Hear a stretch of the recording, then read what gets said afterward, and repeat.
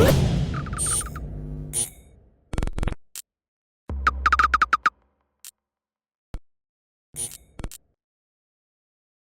is Andy Purewal for Boxing Social in association with Betfred, and I'm delighted to be joined by Nathan Gorman for the first time in 2021. Nathan, I don't know whether people are still saying it or not, but Happy New Year. I hope you could enjoy it as best as what you could, and obviously the festive period. Could you get up to much?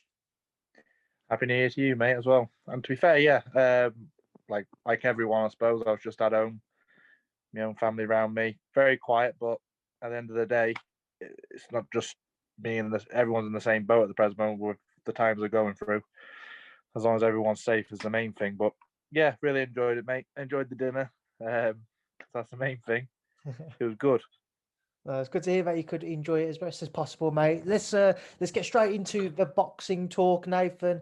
A new year for yourself, another chance for you to kind of I don't like using the word rebuild, but effectively on the back of that Dubois loss, I'm sure you still feel yourself edging back into it. What's the plan for yourself this year? What have you set yourself out to achieve in 2021? To be busy as possible, ideally, obviously. Certain circumstances with, like I said previously, what's going on and stuff, which no one in the world can help that. But I want to be as busy as possible, and obviously, ideally by the end of the year, I want to box. Well, mid-year to be fair, soon as I want to box for the British title. I'd imagine Joyce will vacate it because obviously he wants to look for world level, which if I was in his shoes, I would myself. Nor about him fighting Usyk. So obviously, if he fights Usyk, I think the British and Commonwealth will vacate. To be fair, he's surpassed that anyway. You know, he's much better than that in my opinion. So the British and Commonwealth titles is what I want to aim for. Hopefully, end of the summer. So that's my main goal this year. Have you got a specific route you would like to take with regards to that? Have you got any fighters in mind you would like to face on your mission to become the British and Commonwealth champion? Truthfully, mate, anyone really. That's my mission. That's my goal. I've always wanted to be the British champion because I've always liked the belt since I can ever remember. Really, when I first got into boxing, 8-year-old, I was coached by a former British champion, so I always seen the belt in the gym as a young lad. So I think it's always stuck in the back of my mind, you know, that the British Lonsdale belt. So yeah, anyone really. I'd imagine, obviously, it's going to be a good fighter I'm going to be against for a British title. It's never going to be a mug. And to be fair, domestically, it's probably the best it's ever been, the heavyweight division especially. So there's some exceptional fights there to be made. Just all comes down to being the right time, I suppose, for myself, whoever else I'm going to fight, etc., etc. There are some brilliant names out there for you to face domestically, Nathan. One name who certainly, I wouldn't put him into the category of looking for a British title just yet, but someone who called you out earlier this week, David Adeleye. What did you make of that? Listen, mate. I will fight him. I'd fight him tonight. That's irrelevant about having a fight because I'd fight anyone. That's just the way I am. But the man's had 4 fights, and no respects, he's fought. You know what I mean? He's done what he's had to do. So when he gets to a British title level, if he's mandatory, if the board put him mandatory for a British title, not a problem. But until then, he doesn't interest me. I want to fight for titles. I want to proceed and move on with my career. Listen, it's a good fight to make. I'm not saying that. Very good fight to make. But like I said, I want titles. And if he's in the way of the title, then so be it. As you mentioned, he's only had 4 fights in his career so far. Have you watched him much at all, or has he not been somebody? Of course, I know David anyway. Because I remember he was in Hughie Fury's camp when I can't remember who Hughie was boxing. I tell you, Hughie was boxing Pulev. When Hughie Fury was boxing Pulev, he was in there because I went down there twice to spar Hughie, and Matty Askin was there at the same time because Matty Askin was fighting. Lawrence Coley. He's fighting Lawrence Coley. So I strangely I sparred Matty Askin and Hughie, but never sparred David for some. I don't know how it never happened, but it never did. I done me 5 rounds each with Hughie and Matty. And he was just chopping and changing. And yeah, so I know him. I know him pretty well. To be fair, when I met him, he was a decent fella. I know exactly what he's trying to do. He's trying to make a name for himself, calling other people out. But like I said, I have no You know, he has nothing I don't want. He's had 4 fights. Like I said, if he's in line for the British title, or if he gets in line for the British title, not a problem. Away from David, another man who I know you'd love to rematch is Daniel Dubois. Do you think that's a fight you could see this year? Do you think you could have a rematch with Daniel this year, especially as he looks to come back from that Joyce defeat? You know something, mate. All depends obviously how his injury is with his eye, because that's fair. No one knows, he could be out until next year again. All depends. He's only a young man. That's another fight what can happen. You know what I mean? Domestically, just because you know what's happened, it all depends how he comes back. I'd imagine he'll have a comeback fight and get straight back into the mix, really. So it all depends how his comeback fight goes and he proceeds from there. But I imagine he'll come back anyway. Nathan, it was well documented at the time when you two fought. So you had a lot going on in your personal life, a lot which many people would struggle to deal with. And in fact, you've had to put yourself through a camp for the biggest fight of your career at the time. It's just testament to you as a person and as a boxer to still go through it all, through with it all. At the time, you downplayed it a lot. When you reflect now, how much of an impact did everything you have going on at the time have on your performance on the night with Daniel? It was a lot, to be fair, mate. Looking back at it now, I should have really pulled out. My dad wanted to pull the fight on the night before. After the weigh-in and that, we went back to the hotel. And I was sat in his room, because I do that anyway, like fight week and stuff. And he said to me, he said, "You're not right, son." He said, "Let's pull it. Let's go home." He said, we can reschedule it. We can reschedule it. We can fight another day. You know, leave it for another 3 or 4 months." He goes, "I know you're not 100% right." I said to Dad, I said, "I can't let all these people down. I've called for the fight." I said, "Imagine how I'm going to look like if I..." Because you know what the public are, mate. Obviously, the public, not saying that to be horrible, but the public will say, "Oh, it's nothing but a shit house. He's pulled out. He's done this. He's done that. He said this. He's going to do this and do that." So I said, I'm definitely not going to have that stamp of being that. So I'd rather go out my shield. I knew I wasn't 100% anyway. I was about 40%. I knew what went on and stuff affected me.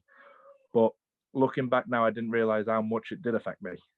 And I should have listened. I should have pulled out. Should have postponed it. There was no harm. It's not like I'm killed with age. There was no harm. There was no harm in another 6 months. But at the end of the day, I got beat, and there's no point crying over spilt milk. And to be fair, this may sound silly, but I'm glad it did happen to me, because I've learned a lot to listen to myself. I've learned a lot from it. I got knocked down, well, stopped for another reason. I got cut. Never happened to me before. So all these things what's happened, I can use as an experience. They're not good experience, don't get me wrong.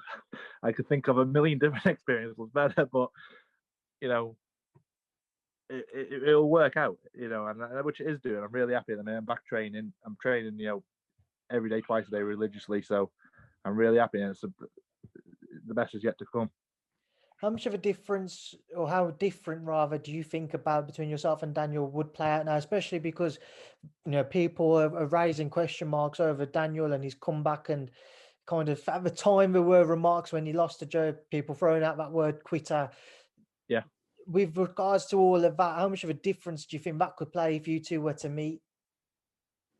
It could make a big difference. I said this previously, including myself on the night. I thought, he's quit, but you don't know what's going on. You know what I mean? Until you're physically in there.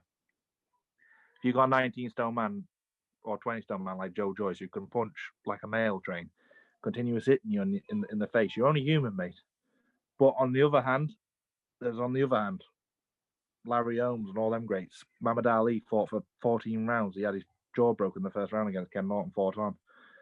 You know what I mean? It all depends. It all comes down to, listen, anyone in the world can get knocked out or stopped. Anyone in the world. That can happen to anyone. It's happened to the best of them, to be fair. It all depends how he comes back. If he comes back and annihilates everyone like he was previously doing, then obviously, you know, he's took it on board, learned an experience. But if he comes back, fights someone half decent and does the same trick, then obviously there's a lot of eyebrows to be raised there, isn't there? So it all depends, I think, on how he comes back, which I'd imagine he will come back.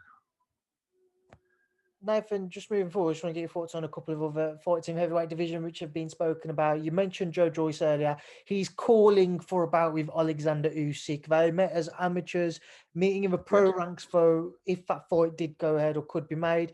What are your thoughts? I think Joyce beats him. I said this about him and Daniel, everyone's gone, behave. Daniel knock him out in 4 rounds. I said, trust me, mate. I said, trust me, no one knocks Joe Joyce out in 4 rounds unless you catch him cold. Like I said, it can happen to anyone. I think he's too big and too walking and he's too good. Thing is, Joe Joyce is, how can I put it? Joe Joyce is like being hit with a hammer, a hand hammer, repeatedly 100 times for 12 rounds. That's what he's like. You know what I mean? Where you get some heavyweights just like one big sledgehammer, big punch. He's like a hammer, just bang, bang, bang, bang constantly. So I think you got to come from something. When Joe Joyce fought Usyk last time, Usyk was already Olympic world champion, God knows how many amateur fights. I think Joe Joyce was just got on the GB screen maybe a year or two into it. So he's fighting a very, very seasoned man now. You know, Joe Joyce done 2 Olympic cycles. Obviously, one he never went to, and the one he went to and medalled. World Championships, European Championships, all them, God knows how many tournaments he's done for GB. Plus you got to come straight. Would Daniel, all the opponents Usyk fought as a professional, do you reckon Daniel would beat? I think 9 out of 10 he probably would. So that's what you got to look at, and you know what I mean? So I think I could be wrong. Listen, Usyk could win. I think Joe Joyce will win. I think he's a dark horse, Joe Joyce. But I don't think I know what Joe Joyce can do. Have you shared the ring with Joe at all in sparring, Nathan? Yeah, I sparred him a fair few times, mate. I sparred him obviously on GB, and I sparred him when he was professional and he was signed when he was working with David. So I went down to David's for, I can't remember, it was 2 weeks, mate. A week or two anyway, wherever it was. So I sparred him a fair bit down there. I've always rated Joe Joyce, so. We've seen how awkward... Sorry, mate, I keep interrupting you, sorry. Sorry, mate. What it is, it's me talking, isn't it? What it is, you look ringside and you think, I could hit him with this shot, hit him from that shot, because he looks like he's open and predominant sometimes. But when you get in there, he's very effective, extremely effective, and very fit and very strong. And I think he'll beat him, but obviously time will tell. He does still seem to be a very underrated fighter, Joe, despite how convincing he looked against Daniel. And everybody saw, everybody knows he has an unbelievable engine. And as you mentioned, he's got that hammer for a jab. But what is kind of the key to kind of overcoming Joe's best qualities then? I think generally, but the thing is, you say this, I think try and box him and hit and move and try and be as much as elusive as possible. But you also got...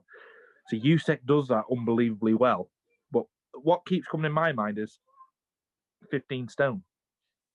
Joe Joyce, the man, 19 stone. And a sheet of muscle and a powerhouse on legs.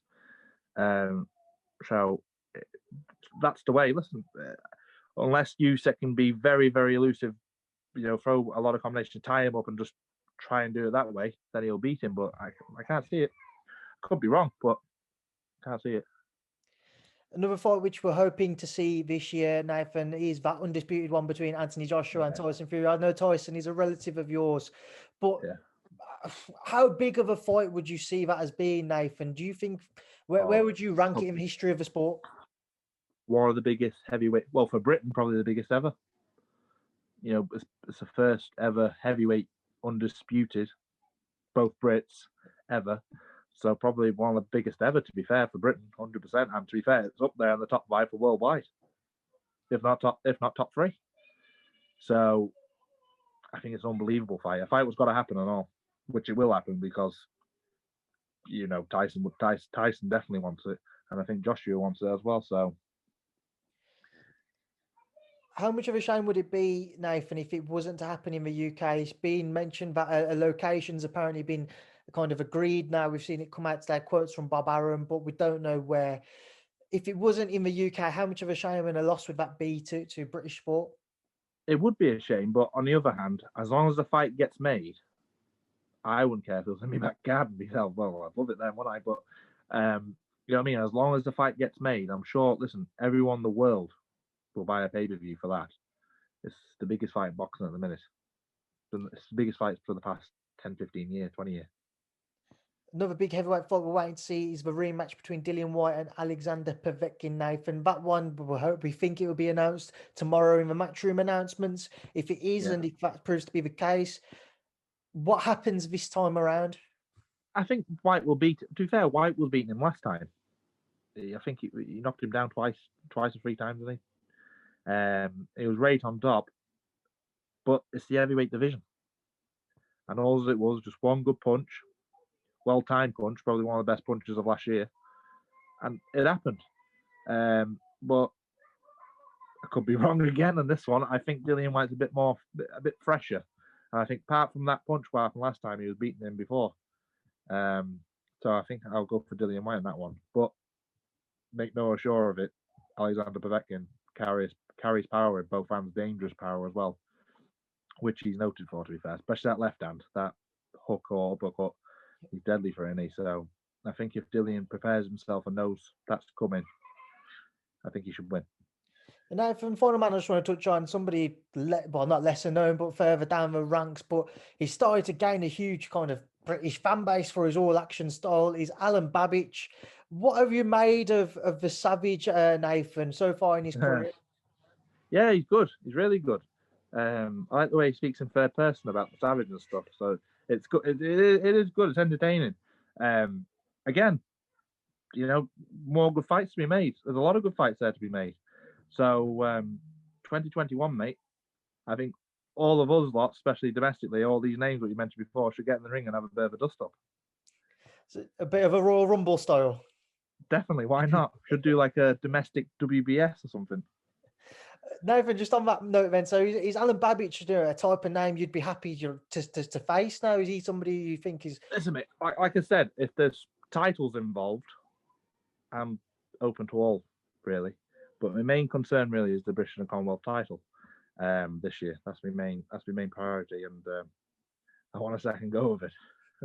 All right, Nathan, we'll leave it there now. I'll leave you to enjoy your evening. But for everybody who has still followed your journey throughout your career and will continue to follow you this year, what would you like to say to them?